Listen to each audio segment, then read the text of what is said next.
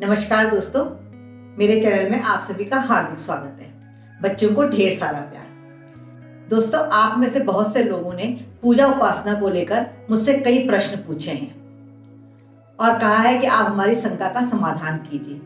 और उन प्रश्न पूछने वालों में बच्चों की संख्या भी बहुत ज्यादा है, जिन्होंने मुझसे पूछा है कि आंटी जी अर्घ्य कैसे देते हैं, किस पात्र से चढ़ाएं, ऐसी कई चीजें उन्होंने मुझसे पूछी हैं।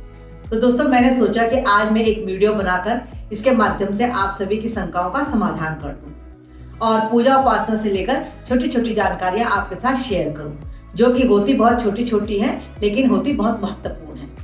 ये हमारी नित्य पूजा उपासना के लिए बहुत ही उपयोगी और महत्वपूर्ण जानकारी है, जो मैं आपके साथ शेयर कर रही हूँ।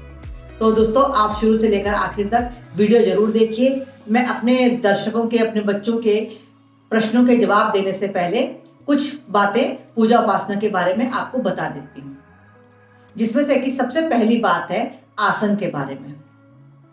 तो आसन तिलक कैसा होता है ये तो मैं आपको बताऊंगी, लेकिन सबसे पहले हम आसन कैसा हो हमारा यह मैं आपको बताऊंगी। तो दोस्तों, जैसा कि आप देख रहे हैं, ये आसन देखिए, मैंने नीचे से एक कंबल बिछाया है, फिर मैंने डबल करके एक दरी बिछा दी है, और फिर देखिए मैंने इस तरह लाल रंग का आसन बिछा रखा है, और फिर उसके ऊपर देखिए मैंने एक दूसरा आसन बिछा रखा है।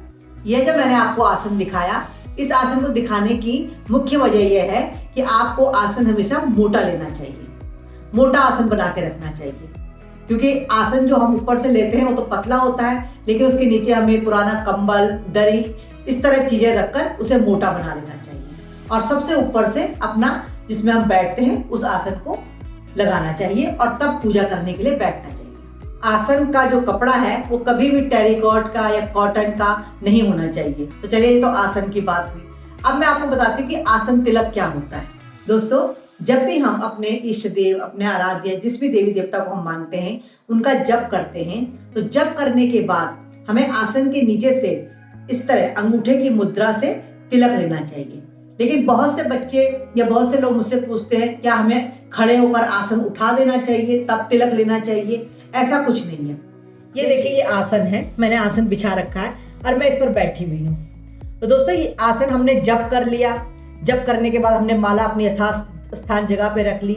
इसके बाद हमें इस तरह अंगूठे का प्रयोग करना है और अपने सामने, इधर नहीं, जिधर हमारे ये पाँव हैं, ये पाँव की तरफ बिल्कुल नहीं, इन पाँव की तरफ नहीं, बिल्कुल सामने इस तरह हमें थोड़ा सा, ये देखिए मैंने ये अंगूठा अपना नीचे इस तरह रखा, ये इस तरह हमने लिया और अपने माथे पर एक तिलक लगाना है।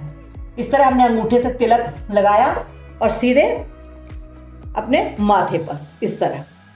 तो जप करने के बाद हमें 3 बार इस तरह तिलक लगाना चाहिए, इससे हमारा जप सफल होता है। इसे ही हम आसन तिलक कहते हैं। तो बच्चों, अब आप जान गए होंगे कि आसन तिलक किसे कहते हैं।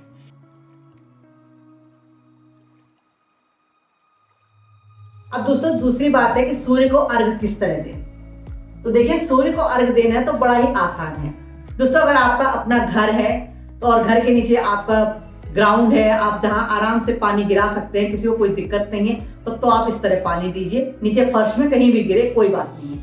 लेकिन आप फ्लैट पर रहते हैं तो आप अपनी बालकनी में पूर्व दिशा की तरफ मुंह करिए, और ये देखिए इस तरह आप तांबे के लोटे में लीजिए, पात्र में, तांबे के पात्र में आप लीजिए जल, और इसको इस तरह पकड़कर और सूर्य देव की तरफ मुख करके इस तरह आप जल देंगे। देखिए, ओम सूर्याय नमः, ओम सूर्याय नमः, ओम सूर्याय, इस तरह आप जल देंगे। और आपका जो हाथ होगा वो आपके माथे से ऊपर होना चाहिए, आपके माथे के सामने नहीं होना चाहिए, माथे से ऊपर होना चाहिए। जल देते समय जहां पर पानी गिर रहा है वहां पर आप एक खाली बाल्टी रख सकते हैं, और उसके बाद उस बाल्टी में पानी जमा हो जाए तो उस पानी को आप अपने गमलों में डाल दिए, और अगर छींटे आप पर गिर भी जाए तो इसमें कोई शंका नहीं करनी है। आप आराम से इस तरह सूर्य को अर्घ्य दीजिए। आपको सूर्य देव की स्तुति आती है तो आप स्तुति पढ़िए, नहीं तो आप ओम सूर्याय नमः, ओम सूर्याय नमः करके आप तांबे के लोटे से जल अर्पित कीजिए।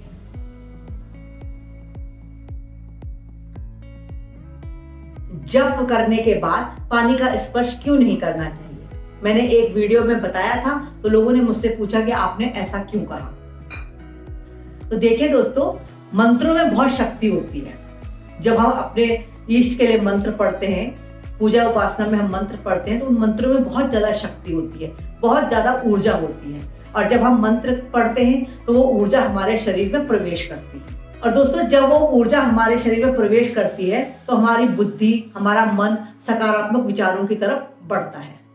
तो उस सकारात्मकता को कितनी देर तक हम रखे रहें, इसके लिए हमें जल बहुत देर में स्पर्श करना है। जितनी देर में आप जल का स्पर्श करेंगे उतनी देर तक हमारे शरीर में गर्मी रहेगी, वो ऊर्जा रहेगी। क्योंकि वो गर्म, जैसे ही हम पानी से हाथ धोएंगे या पानी में हाथ डुबा देंगे तो क्या होगा, आग में पानी डालने से क्या होता है, आग बुझ जाती है। तो हमारे शरीर में जो मंत्रों की ऊर्जा है, जो पॉजिटिविटी है, वो देर तक हमारे शरीर में बनी रहे। इसलिए हम कहते हैं कि जप करने के बाद कम से कम 10 मिनट तक आप पानी को मत छूइए।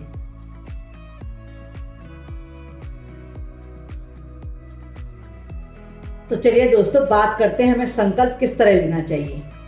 तो दोस्तों, संकल्प लेने के लिए हमें इस तरह ये पंचपात्र चाहिए। इसको पंचपात्र कहते हैं। देखिए ये पंचपात्र कहते हैं इसमें। तो इसके लिए हमें पंचपात्र लेना चाहिए और थोड़े से, ये देखिए मैंने जौ तिल रखे हुए हैं, ये जौ तिल चाहिए। अगर आपके पास जौ तिल नहीं है तो आप अक्षत का प्रयोग, अक्षत यानी कि चावल का प्रयोग भी कर सकते हैं। ये देखिए चावल है, तो आप चावल या जौ तिल में से कुछ भी ले सकते हैं। और आपको लेना है पुष्प, कुछ आपको ये फूल लेने हैं। ये देखिए फूल लीजिए आप, पीले लाल फूल जैसे भी हों वो फूल आप ले सकते हैं। तो देखिए, आचमन करने के लिए सबसे पहले हमें सीधे हाथ में इस तरह से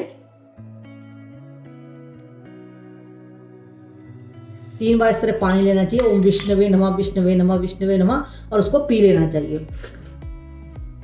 और इसके बाद दोस्तों ये हाथ हम इस तरह धो देंगे और उसके बाद फिर से हम ये पानी लेंगे 3 बार थोड़ा थोड़ा, और उसमें ये जौ तिल डाल देंगे। ये देख रहे हैं आप, ये देखिए मैंने जौ तिल डाल दिया।